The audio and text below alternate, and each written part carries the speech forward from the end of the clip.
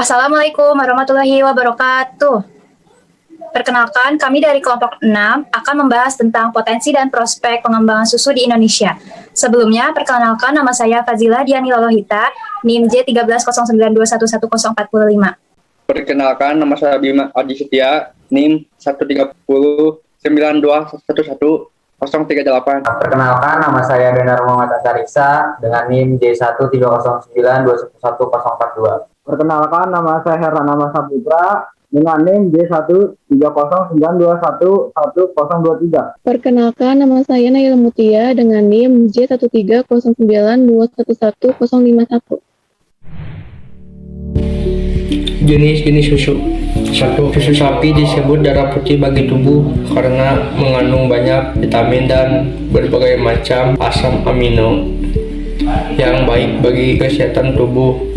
Tiap 100 gram susu sapi mengandung kalori 61 kalori, protein 3,20 gram, lemak 3,50 gram. Susu sapi mengandung sedikit sekali zat besi mineral yang berfungsi penting dalam pembentukan sel darah merah dan pertumbuhan. Susu kambing. Saat ini susu kambing mulai banyak diproduksi di Indonesia. Susu kambing adalah susu yang dihasilkan oleh kambing betina setelah melahirkan. Dalam jangka waktu 0-3 hari dihasilkan susu kolostrum yang mengandung sangat banyak zat gizi jika dibandingkan dengan susu sapi. Susu kambing dapat menjadi alternatif bagi konsumen yang mempunyai alergi terhadap susu sapi. Berikut ini keistimewaan susu kambing diantaranya kaya protein, enzim, mineral, dan vitamin A dan vitamin B. Mempunyai khasiat untuk mengobati demam, penyakit kulit, gangguan lambung, asma, dan insomnia. Molekul lemaknya kecil sehingga mudah dicerna. Ciri-ciri susu kambing murni yang dalam keadaan baik yang mudah dikenal fisiknya sebagai berikut. Bila kondisinya beku, 18 derajat susu hasil terlihat berwarna kuning kedingan, mudah cair dalam suhu ruang, mudah diremas setelah dikeluarkan 30 menit dari freezer. Aroma susu tercium dengan rasa sedikit manis dan gurih. Krim susu dengan menyatu dan tidak pecah atau menggumpal. 3. Susu kedelai. Susu kedelai adalah produk seperti susu sapi, tetapi dibuat dari ekstrak kedelai. Susu kedelai diperoleh dengan cara penggilingan biji kedelai yang telah direndam dalam air. Hasil penggilingan kemudian disaring untuk memperoleh fitrat atau cairan susu kedelai, yang kemudian dididihkan dan diberi bumbu, biasanya berupa gula aren. Protein susu kedelai dapat digunakan sebagai pengganti susu sapi bagi mereka yang alergi terhadap susu sapi. Komposisi susu. Komposisi secara normal, rata-rata susu mengandung lemak 3,9%, protein 3,4%, laktosa 4,8%, abu 0,72%, air 87,10%, sirat, vitamin A, B, C, dan enzim. Terdapat perbedaan komposisi air susu manusia dan berbagai jenis ternak. Hal tersebut dapat dilihat pada di bawah ini. Demikian pula meskipun sama sapi perah, tetapi jika dari keturunan berbeda, hasil dan komposisi susunya juga berbeda. Komposisi susu bervariasi dan tergantung pada banyak faktor. Faktor-faktor yang mempengaruhi komposisi susu terutama spesies, variasi genetik dalam spesies, kesehatan, lingkungan, manajemen, stadium laktasi, pakan, dan umur. Antara lain 1. Air. Susu mengandung air sebesar 87,90%, fungsinya sebagai pelarut bahan kering. 2. Lemak. Besar kecil butiran lemak ditentukan oleh kadar air di dalamnya. Makin banyak air, makin besar globuler atau butiran lemak dalam susu. Dan keadaan ini dikhawatirkan akan menjadi pecah. Bila globuler pecah, maka susu juga akan pecah. 3.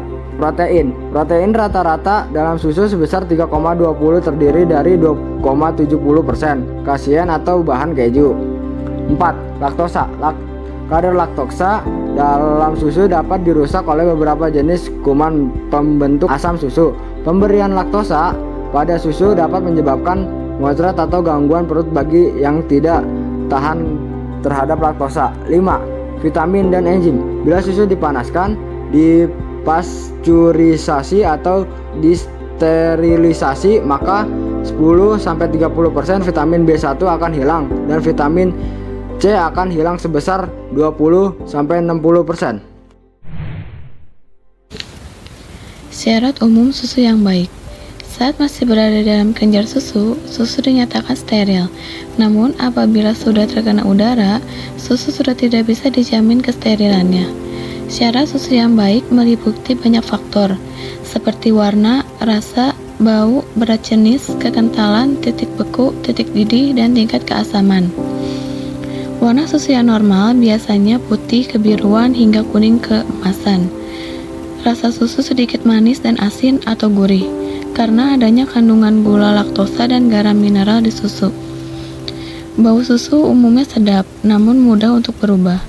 Berat jenis susu adalah 1028 kg per liter.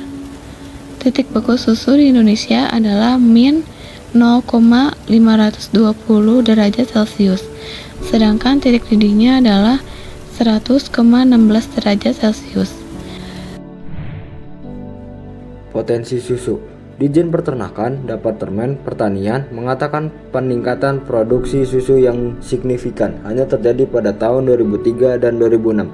Pada tahun 2013, sektor produksi susu mengalami peningkatan sebesar 12%. Dibanding tahun 2012 hanya 10%. Tingkat konsumsi susu per kapita masyarakat Indonesia rata-rata 11,09 liter per tahun, setara susu segar. Para peternak dapat meningkatkan produksi dan mata susu segar yang berdaya saing. Salah satunya dengan dibangun PT FBMI di daerah Cikarang, Jawa Barat dengan investasi 357 miliar dengan kapasitas 12.000 ton susu per tahun yang akan ampuh menyerap sedikit 150 orang tenaga kerja.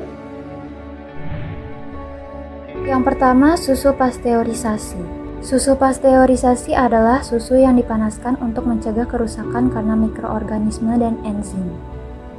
Yang kedua, susu homogen.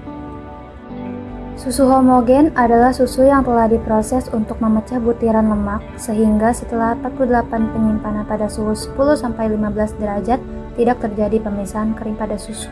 Yang ketiga, susu steril. Susu steril adalah susu yang dihomogenisasi sampai lebih dari titik didih yaitu 110 derajat Celcius dalam waktu singkat. Yang keempat, susu kental manis. Susu kental manis adalah susu yang diperoleh dari peternakan distandarisasi dengan ditambahkan krim maupun susu skim. Yang kelima, susu evaporasi. Susu evaporasi atau susu kental tawar mengandung solid 2,25 kali dari susu segar.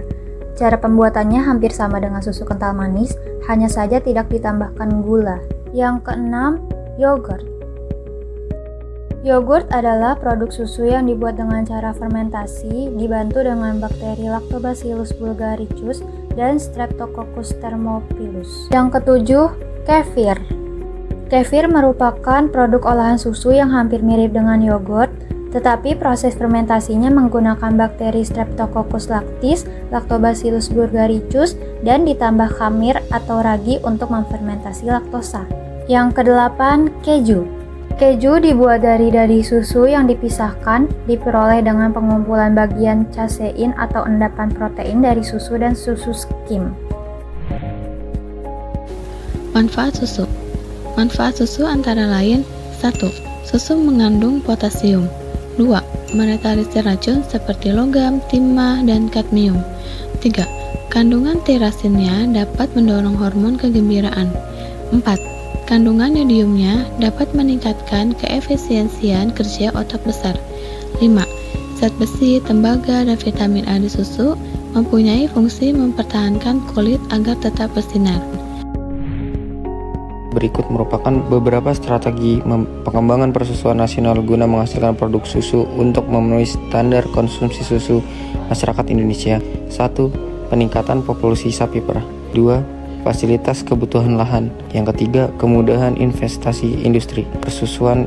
Yang keempat adalah pengembangan kemampuan peternak. Aplikasi good farming practice oleh peternakan dapat mengoptimalkan produktivitas dan kualitas susu segar yang dihasilkan peternak. Sekian dari kelompok kami, kurang lebihnya mohon maaf. Wassalamualaikum warahmatullahi wabarakatuh.